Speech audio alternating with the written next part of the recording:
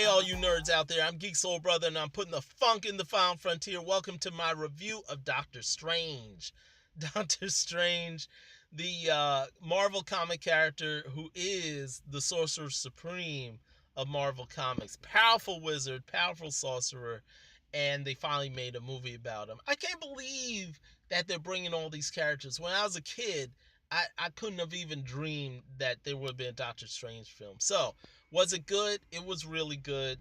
I gotta tell you, first of all, the special effects were incredible. If you took Inception, if Harry Potter and Inception had a love child, and that love child dated, I don't know, The Matrix or Dark City, that would be Doctor Strange. Doctor Strange had some crazy effects, buildings folding on themselves, manipulation of all kinds of gravity and crazy stuff going on. Other worlds, I'm telling you guys, you need to. I didn't see it in 3D, but I plan to because I know that joint's going to be awesome in 3D. So I'm just saying, go see it in 3D. It's going to be some great effects. Anyway, effects don't make a movie. Story makes a movie. Was Doctor Strange a good story? Yeah, it was a pretty good story. It was straightforward. Don't get twisted. There were no ups and downs. There were no crazy turns in the plot I'd say it wasn't like Winter Soldier or Civil War or something like that where you had really good twists and turns. But the story was told well, and it was phenomenally acted by Benedict Cumberbatch as Doctor Strange, and you had Rachel McAdams as not the love interest, like not the that was cool. She wasn't. She was a friend trying to be a friend and whatnot. And you had Tilda Swinton and Benedict Wong and Chiwetel Ejiofor and Mads Mikkelsen as the villain. Played a pretty good villain.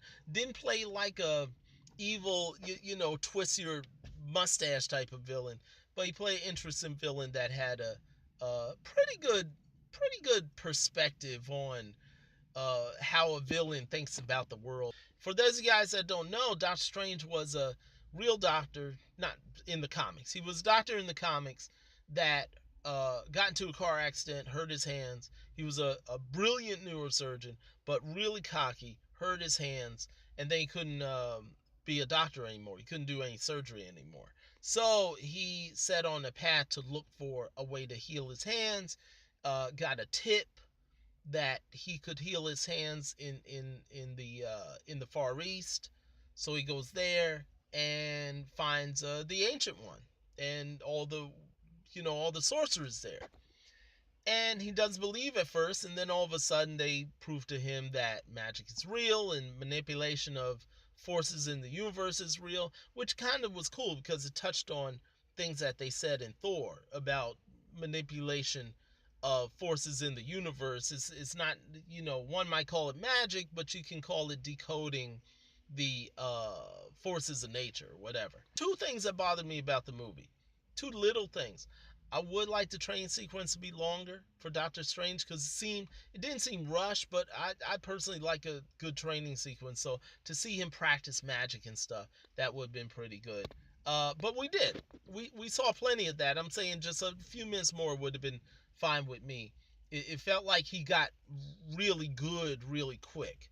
And they kind of explained, like, he had photographic memory and stuff like that, and he was already a surgeon, so he knew how to study and stuff. But I would like to see a little something more. And for you guys that saw Star Trek Beyond, you're gonna hear something really familiar. I swear that score was very much like the score in Star Trek Beyond, to the point where it was taking me out the moment. I kept thinking that Spock was going to show up and neck pinch Doctor Strange, do a Vulcan neck pinch or something on Doctor Strange's stuff. But those are two minor things. The acting was really good. The only thing, of course, there was some controversy on Tilda Swinton playing a role that was supposed to be, well, in the comics, it's the Ancient One's an Asian dude. He's an Asian dude. He's 500 years old, ergo the Ancient One.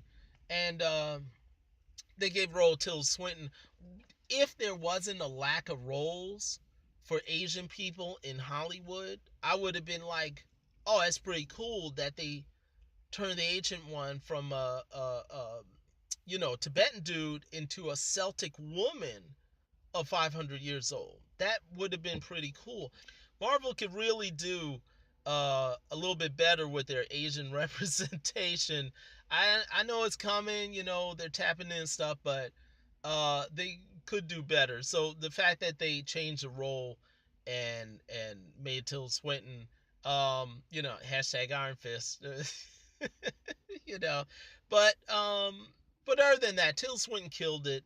All the actors really brought their A game to it, and like I said, the writing was pretty good. It wasn't a phenomenal story per se. Like it wasn't like Winter Soldier or Civil War where you had these twists and turns, but it was good. It was enjoyable. I wasn't looking at my watch. There wasn't a dragging moment, a boring moment, or anything like that. It was just a good film with some incredible special effects. It had drama and it had these lighter moments, like somebody's life would be in danger, and then all of a sudden there'd be a lighter moment, just kind of break up the tension. That was really good. They really played into that. So the editing was good. Cinematography was very good, particularly with special effects and stuff. Martial arts, there's martial arts in there, so that was hot. Magic and martial arts. But anyway, Doctor Strange, really good film. Go see it in 3D. And you Marvel dudes out there and sisters out there, not to leave the theater until the very end of the credits. There are two credit scenes, so you got to hit them both. And they both kind of point to two different movies. So that's all I'm going to say. Just little stuff. Not big thing, just little stuff. Just enough to tell you what's coming up. So leave a comment below. Make sure that you subscribe. I really want you to subscribe because I love giving you guys videos and stuff like that. The more the more subscribers, the more I know that we can all comment and get together and online and just talk about this stuff, which I love. Love good nerdy conversation. Find me on my blog, geeksoulbrother.com. Reviews and trailers on there. Also find me on Facebook, Twitter, Google Plus, and like I said, just hit that subscribe button. And if you want to donate on my site, geeksoulbrother.com. Just hit that little donation button. Reoccurring, monthly donation would be great. Even $1. Even just $1. $1 a month from like 1,000 of you. I would love it. That'd be gracious of you all. But anyway, you guys take care. I hope you enjoyed the review.